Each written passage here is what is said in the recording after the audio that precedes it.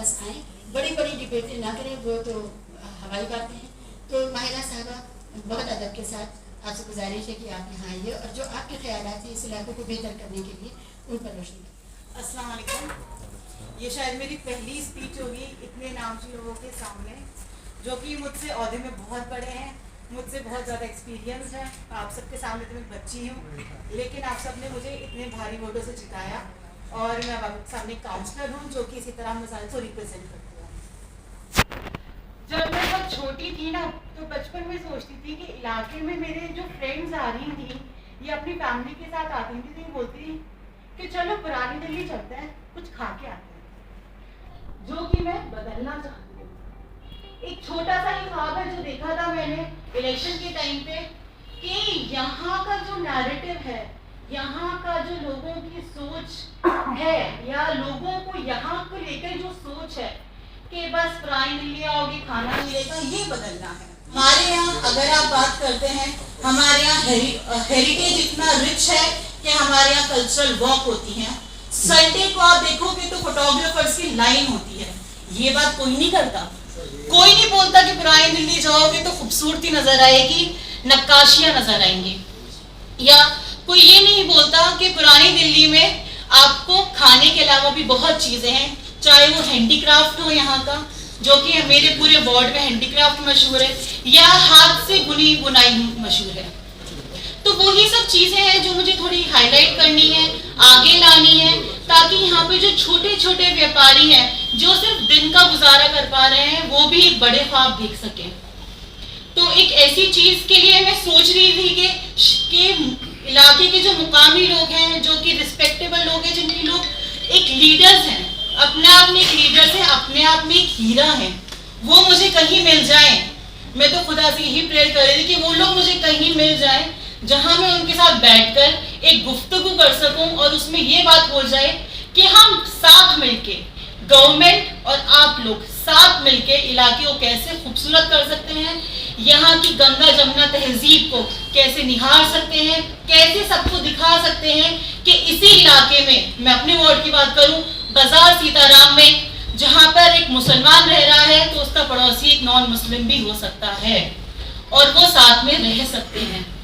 तो शिवा जी की तो मैं बहुत शुक्रगुजार हूँ कि एक ऐसा प्लेटफॉर्म लेकर आई हैं, एक ऐसी जगह लेकर आई हैं जहाँ हम सब मिल सके, एक दूसरे को अपनी बात बता सकें और कलेक्टिवली इलाके की खुशहाली के लिए काम कर सकें। शुक्रिया। बैठे हुए इज्जतमान जनाब अशरफ फहमी साहब, शिवा फहमी साहिबा, आज आपसे पहली दफ़ा मुलाकात हुई है और काफ़ी आपका शिवा साहिबा का कभी किसी अखबार में एडिटोरियल या कभी किसी चीज़ में पुरानी दिल्ली को और दिल्ली के लिए आप एक सोशल एक्टिविस्ट के तौर पे भी आपको देखा भी गया। पुरानी दिल्ली को लेकर, दिल्ली 6 को लेकर बहुत गौर फिक्र आपका रहता है, आपके पूरी फैमिली का रहता है। अरशद साहब ने एजुकेशन पर काफ़ी काम भी किया पुरानी दिल्ली में, और उसके अलावा भी आप काफ़ी एजुकेशन सोसाइटीज़ के साथ जुड़े रहे। हमारे बीच में सीताराम बाजार हल्के से यहाँ की कॉर्पोरेटर काफिया माहिर, और आज इस खूबसूरत महफिल में जो पुरानी दिल्ली की गौर फिक्र को लेते हुए, जिसका आज का इस प्रोग्राम का नाम शाहजहानाबाद कलेक्टिव प्रोग्राम को आज आपने किया है, और मेरी ये खुशकिस्मती है कि आपने मुझे इस काबिल समझा कि मैं आज आपकी इस महफिल में आ सकूं। तो शाहजहानाबाद कलेक्टिव, जो आप जिस सोसाइटी के बैनर के थ्रू पुरानी दिल्ली की फिक्र करते हैं, और यहाँ पर मौजूद एक एक शख्स जो पुरानी दिल्ली से मोहब्बत करता है, चाहे वो पुरानी दिल्ली में रहता नहीं, मगर उसका वास्ता इन तारीखी इलाकों से है, इन तारीखी गलियों से।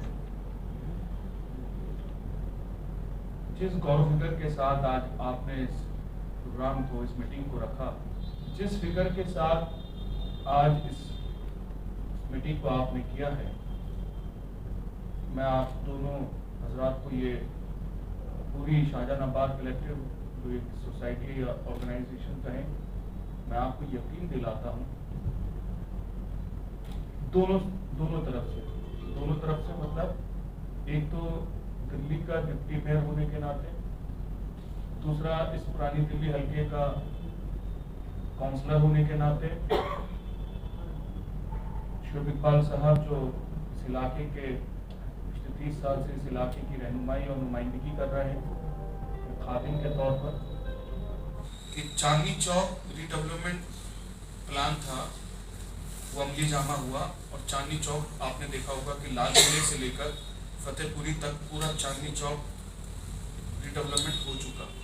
जब चांदनी चौक रिडेवलपमेंट प्लान हो सकता है तो जामा मस्जिद क्यों नहीं हो सकता? मेरा पहला सवाल तो ये है। उसमें हम जब बात करते हैं तो सरकारों को, एजेंसीज को ये लगता है कि जो हम डेवलपमेंट दिल्ली के किसी भी कोने में करेंगे तो वो मेंटेन रहता है, मगर पुरानी दिल्ली का एक इतिहास रहा है और ये मेरा भी मानना है कि आज हम लोग कोई भी डेवलपमेंट का काम करें मगर एक सरकार के दिमाग में एक परसेप्शन एक वो चीज हो गई कि जो दिमागी ख्याल बनता है वो ये है कि डेवलपमेंट कर दोगे वो मेंटेन नहीं रहेगा। कहानी यहाँ पर आकर रुकती है। हजारों करोड़ रुपया लगेगा। चांदनी चौक आज भी आप रात को चले जाओ, मैं ये नहीं कहता कि वहां पे भी आज भी फुटपाथ पे लोग सो रहे हैं और उनको हटाना भी नहीं चाहिए, जबकि रेन बसेरे आसपास।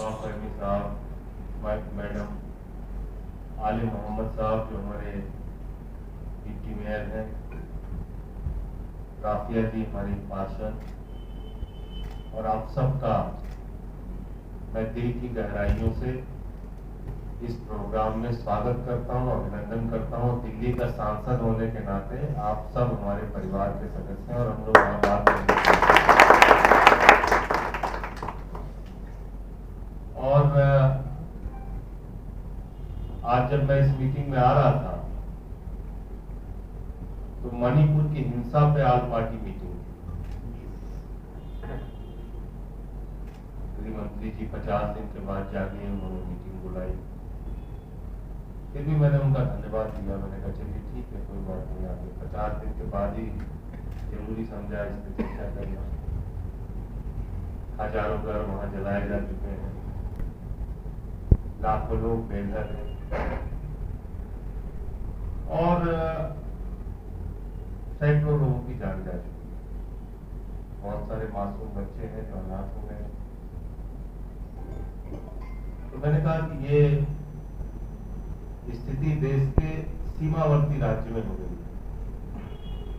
50 दिन हो गए भारत के प्रधानमंत्री जो हर विषय पे बोलते हैं, एक शब्द मणिपुर का मां उनके मुंह से नहीं निकलता। तो बहुत ही दुर्भाग्यपूर्ण बात है।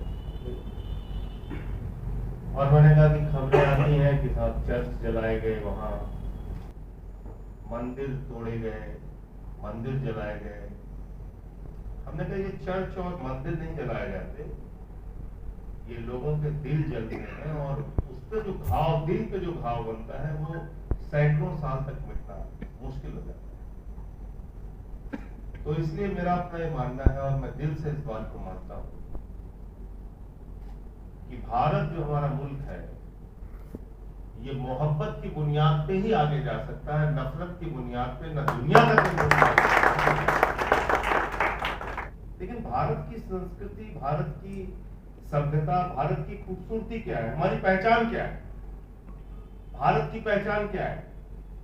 हम कहते हैं विविधता में एकता, भारत की विशेषता, यानी भारत की पहचान ही यहाँ की डाइवर्सिटी है, यहाँ की विविधता है।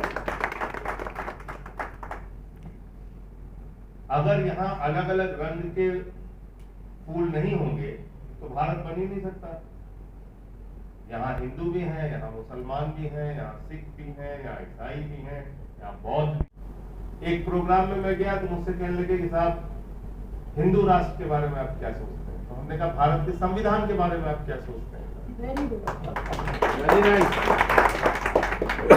भारत का संविधान तो सारे लोग मानते हैं, तो हमने कहा भारत के संविधान के प्रेम्बल में क्या लिखा हुआ है?